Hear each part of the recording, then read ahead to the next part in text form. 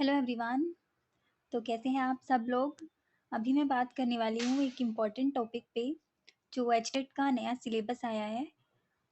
इस बार एचटेट ने अपना थोड़ा स्टैंडर्ड रेज किया है और सिलेबस को स्पेसिफाई कर दिया है, डिफाइन कर दिया है।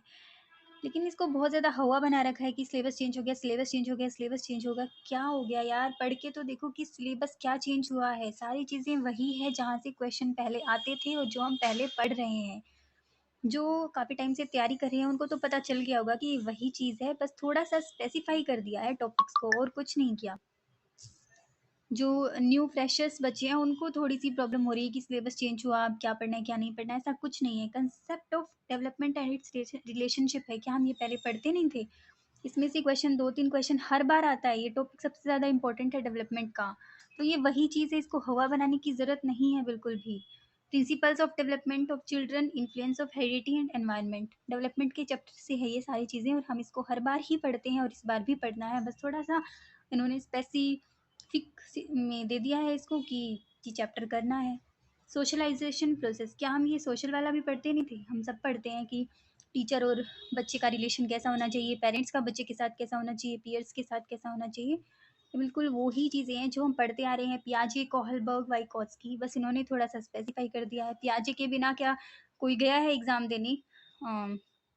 टेट का एग्ज़ाम कोहलबर्ग और वाइगोत्स्की के बिना? ऐसा कोई नहीं होगा जिन्होंने इन तीनों को ना पढ़ा हो और जो साइको पढ़ता हो, तो ये वही है और कुछ नहीं है। फ्राइड साइकोसेक्सुअल डेवलपमेंट थ्योरी हर बार यहाँ से पढ़ते हैं और हर बार यहाँ से क्वेश्चन आता है।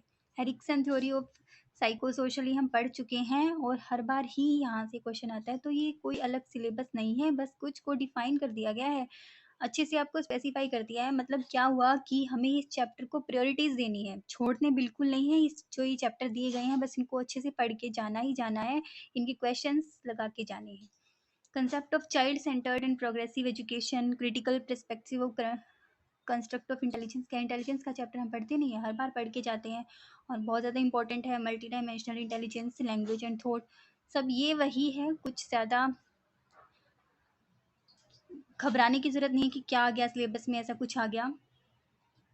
हर बार हम असेसमेंट के बारे में पढ़ के जाते हैं, मतलब school based assessment, continuous, comprehensive, हर बार यहाँ से क्वेश्चन आता है, हर बार यहाँ से हम पढ़ के जाते हैं। तो ये वही है, कोई ज़्यादा हुआ बनाने की इसको ज़रूरत बिल्कुल भी नहीं है।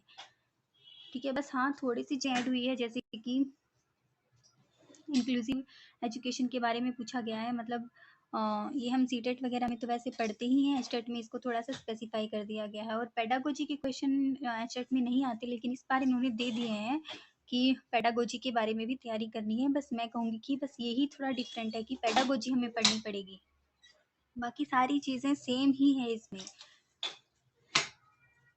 ठीक है, तो ज़्यादा घबराने की ज़रूरत नहीं है। मोटिवेशन के बारे में हम हर बार पढ़ते हैं, कॉग्निशन इमोशंस के बारे में हर बार क्वेश्चन आता है, बंडूरा की सोशल लर्निंग भी पढ़ के जाते हैं।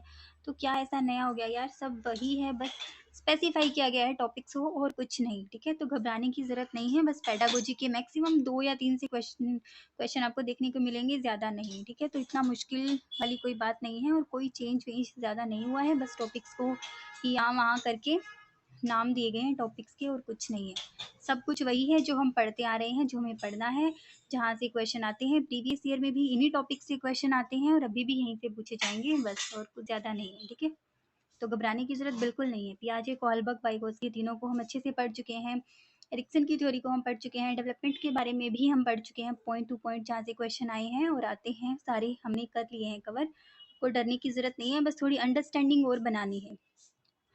कि अंडरस्टैंडिंग जो हम सीटेट वगैरह, डीएसएसबी वगैरह में जहाँ से जैसे टाइप के क्वेश्चन आते हैं ना, बस थोड़ी वो और लगा के देखने हैं, क्योंकि वहाँ पे पेडागोजिकल क्वेश्चन ज़्यादा रहते हैं, तो वहाँ से थोड़ा बेस क्लियर हो जाएगा और कुछ ज़्यादा हुआ वाली बात बिल्कुल भी नहीं है। ठीक है, अब जैसे ये पार्ट 1 लेवल 1 का सिलेबस दे रखा है, इसमें कॉन्टिन्यूस एंड कॉम्प्रिहेंसिव जो इवैल्यूएशन है इसको थोड़ा सा हाईलाइट कर दिया गया है। मतलब जो पीआरटी में आएंगे वो इस टॉपिक से ज़्यादा क्वेश्चन वो पूछ सकते हैं, जितने आते हैं अब तक उससे 1-2 ज़्यादा क्वेश्चन, बस और कुछ ज़्यादा नहीं है, बाकी सब सेम ही है। और पेडागोजी पे थोड़ा हमें ध्यान देना पड़ेगा और कुछ नहीं है। ठीक है, एचटेट में पहले पेडागोजी के क्वेश्चन नहीं आते थे, इस बार वो डाल सकते हैं, कोई बात नहीं, पर ज़्यादा हुआ या ज़्यादा घबराने की ज़रूरत नहीं है। ठीक है, 2 और 3 दिसंबर को आपका एग्ज़ाम है, बहुत कम दिन बच चुके हैं, बीच में कुछ फेस्टिवल वगैरह भी आ जाएंगे तो उसमें भी टाइम ख़राब होना है। आप अपनी अच्छी सी तैयारी कर सकते हैं बिल्कुल कम टाइम में अंडरस्टैंड करके। कुछ चीज़ें होती है जो याद भी करनी होती है, समझने से काम नहीं चलता। तो all the best for your preparations, लग जाइए बिल्कुल, और इस बार तो करना ही करना है, ठीक है।